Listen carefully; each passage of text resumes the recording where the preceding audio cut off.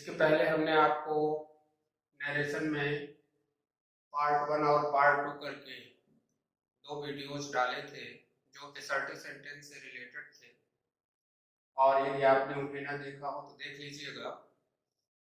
अब हम आपको इंट्रोगेटिव सेंटेंस के बारे में बताने जा रहे हैं कि यदि रिपोर्टेड स्पीच इंट्रोगेटिव सेंटेंस में हो तो उसका इनडायरेक्ट हम कैसे बनाते हैं।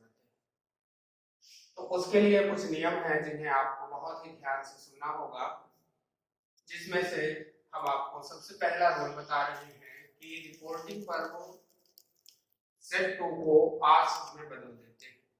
यानी यदि रिपोर्टेड स्पीच इंट्रोगेटिव सेंटेंस में है तो उस समय के ये नियम हम आपको बता रहे हैं कि सबसे पहला रूल आता है रिपोर्टिंग वर्ब सेड टू को आस्क्ड में बदल देते हैं।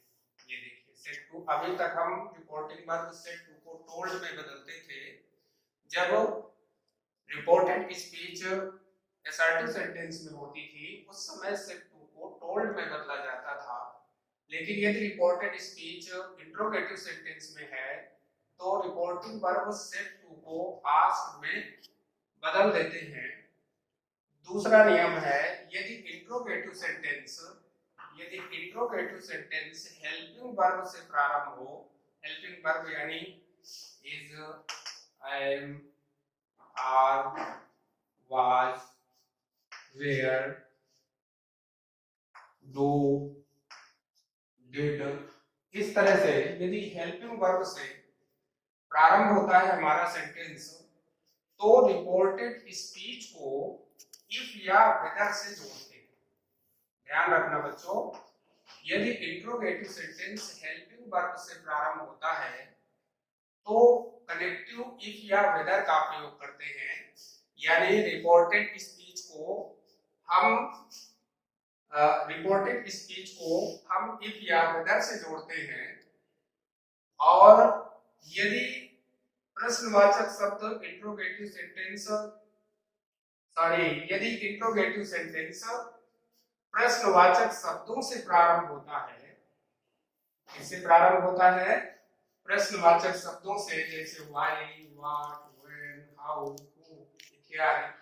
यदि इनसे प्रारंभ होता है तो किसी भी कनेक्टिव का प्रयोग नहीं किया जाता है, अर्थात सीधे हम इन्हीं शब्दों से इन्हें जोड़ देते हैं। रिपोर्टेड स्पीच में किसी प्रकार का कोई कनेक्टिव नहीं यूज करते।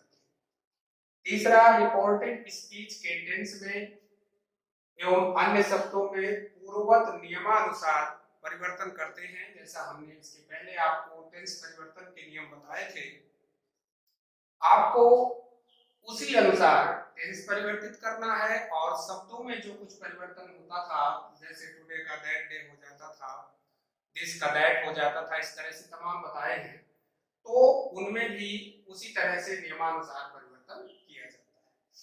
रिपोर्टेड स्पीच को असर्टिव सेंटेंस यानी यस बी ओ क्रम में रखते हैं। ये बहुत ही महत्वपूर्ण बात है, आपको ध्यान रखना है, क्योंकि आपकी रिपोर्टेड स्पीच इंट्रोगेटिव में होती है, लेकिन जब आप उसका इनडायरेक्ट बनाते हैं तो उस समय आप उस रिपोर्टेड स्पीच को यस बी ओ क्रम में यानी साधारण वाक्य के रूप में रखते हैं, और सेंटेंस के अंत में क्वेश्चन मार्क के स्थान पर फुल स्टॉप का प्रयोग किया जाता है। आइए उदाहरण देखते हैं।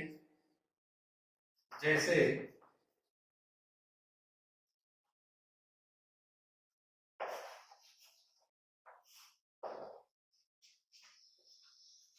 he said to me, comma, inverted comma, are you ill? तो यहां पर आपने देखा रिपोर्टेड स्पीच इंट्रोगेटिव सेंटेंस। अब इसका जब इनडायरेक्ट हम बनाएंगे तो सबसे पहले हमने बताया कि रिपोर्टिंग वर्ब सेड टू को आस्क्ड में बदल देते हैं। चलिए, he asked me, ये इंट्रोगेटिव सेंटेंस हमें देखना होगा। इंट्रोगेटिव सेंटेंस किस प्रकार से प्रारंभ हुआ है, यानी सहायक क्रिया से प्रारंभ हुआ है या प्रश्नवाचक शब्दों से प्रारंभ हुआ है, इस बात को देखना होता है। तो यहाँ पर हमने देखा कि ये इंट्रोगेटिव सेंटेंस हेल्पिंग वर्ब से प्रारंभ है, इसलिए इसमें कनेक्टिव इफ या वेदर का प्रयोग किया जाएगा। आपने यहाँ पर इफ या वेदर में से कुछ भी लगा दिया। इसके बाद आपको ये ध्यान देना है, ये जो पूरा सेंटेंस है, अगला रूल कहता है कि रिपोर्टेड स्पीच को असर्टिव सेंटेंस के रूप में रखते हैं, यानी ये आपकी रिपोर्टेड स्पीच है और इसे असर्टिव सेंटेंस में रखेंगे तो सबसे पहले सब्जेक्ट आएगा, इसके बाद वर्ब आएगी और तब ऑब्जेक्ट आएगा। इस तरह से इसको हम साधारण वाक्य के रूप में रखेंगे। अब हमें सबसे पहले इसको सब्जेक्ट को रखना पड़ेगा। सब्जेक्ट यू है, यानी सेकंड पर्सन का प्रोनाउन है, ऑब्जेक्ट के अनुसार बदल जाएगा और ये आई हो जाएगा। अब इसके बाद टेंस परिवर्तन पूर्वक आपका होना ही है। अब ये आर यू है, आई आ गया, आर का वाज हो जाएगा यहाँ पर, तो आई के साथ वाज यूज होगा, टेंस परिवर्तन हो गया, आई वाज इज। और वाक्य के अंत में क्वेश्चन मार्क के स्थान पर फुल स्टॉप का प्रयोग कर देते हैं। तो इस प्रकार से बेटे आपने देखा कि इन नियमों को हमें भली भांति सारे नियमों को बिल्कुल कंठस्थ रखना होगा, तभी आप इसे बना पाएंगे। दूसरा उदाहरण लेते हैं, she said comma inverted comma do you go to school. इसको जब हमें डायरेक्ट स्पीच में चेंज करेंगे तो ये बन जाएगा सी आस्क्ड। इसके बाद हमने देखा कि इंट्रोगेटिव सेंटेंस सहायक क्रिया से प्रारंभ है, इसलिए कनेक्टिव इफ या वेदर का प्रयोग करेंगे। इसके बाद यू है, यू सेकंड पर्सन का प्रोनाउन है, ऑब्जेक्ट के अनुसार बदलेगा, ऑब्जेक्ट नहीं है, इसलिए आप इसे यू रखें या तो आप इसे थर्ड पर्सन में बदल सकते हैं। तो आपने जैसे यहाँ पर हमने यू ही रख दिया तो यू रख दिया। इसके बाद आप इसको एसवी उपक्रम में रखने के लिए हम टेंस परिवर्तन करेंगे। टेंस ये प्रेजेंट इंडेफिनिट है, पास्ट इंडेफिनिट का साधारण वाक्य बनेगा। साधारण वाक्य में हमें क्या करना होगा, वर्ब का सेकंड फॉर्म लगाना होगा, वेंट टू स्कूल, वाक्य के अंत में फुल स्टॉप। यहाँ पर आपको ध्यान रखना है, आपकी रिपोर्टेड स्पीच जो है वो हेल्पिंग वर्ब से प्रारंभ हो रही है, इसलिए आपको कनेक्टिव इफ या वेदर का प्रयोग करना है। इसके बाद पूरे वाक्य को टेंस परिवर्तित करना है, लेकिन असर्टिव सेंटेंस के रूप में रखना है। असर्टिव सेंटेंस के रूप में जब आप इसे रखेंगे तो आप जानते हैं कि सबसे पहले सब्जेक्ट आएगा, फिर वर्ब और फिर ऑब्जेक्ट। तो आपने यहाँ पर सब्जेक्ट रखा, इसके बाद टेंस आपका चूंकि प्रेजेंट है पास्ट में जाएगा, तो पास्ट का असर्टिव बनाते समय सहायक क्रिया का प्रयोग नहीं किया जाता है, इसलिए हमने यहाँ पर केवल नियमानुसार वर्ब का सेकंड फॉर्म प्रयोग होता है वही किया और वाक्य को बना दिया। ठीक है, अब ये बात आपके समझ में आ जानी चाहिए कि किस प्रकार से हम वाक्यों को बनाते। अब मान लीजिए इंट्रोगेटिव सेंटेंस प्रश्नवाचक शब्दों से प्रारंभ होती है। जैसे उदाहरण के तौर पर कहा जाए, example,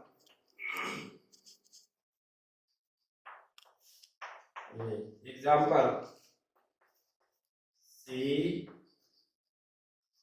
said to me,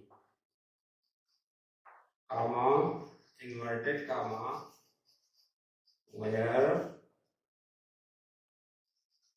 are you going now?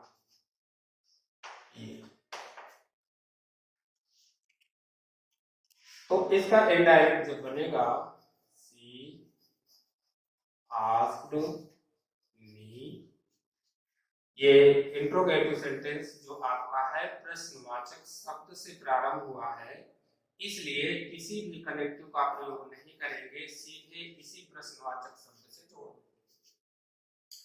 इसके बाद आपका शेष ये वाक्य बचता है, इसे यशवी उपक्रम में रखना होगा टेंस परिवर्तित करते हुए। तो सबसे पहले हम सब्जेक्ट लेंगे। सब्जेक्ट सेकंड पर्सन का प्रोनाउन ऑब्जेक्ट के अनुसार बदल जाएगा और आई हो जाएगा, टेंस परिवर्तित होकर के ये वाज हो जाएगा और गोइंग नाउ का देन हो जाता है और वाक्य के अंत में फुल स्टॉप। इस प्रकार से ये वाक्य बन गया, she asked me where I was going. दूसरा उदाहरण लेते हैं। They said to us, comma, inverted comma, who are you?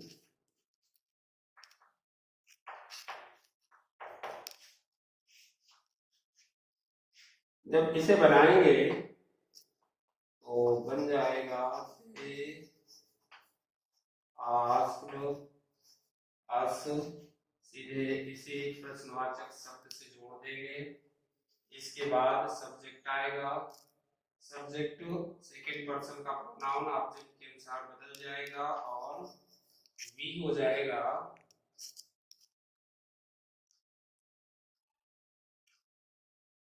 और ये